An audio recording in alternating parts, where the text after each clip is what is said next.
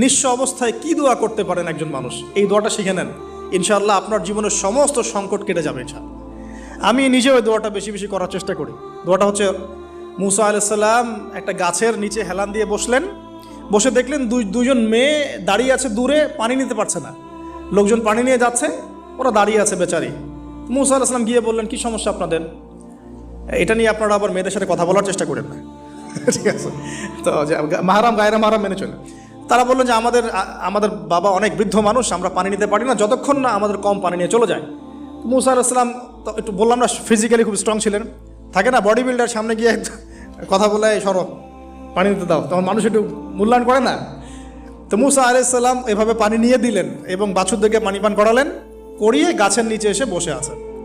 বসে বসে তিনি দোয়া করছেন, এই যে দোয়াটা তিনি দোয়া করছেন, রব্বি, একটা নেক কাজ করলেন না, মানুষের উপকার করলেন, নেক কাজ করে এসে গাছের নিচে বসে দোয়া করছেন, আল্লাহ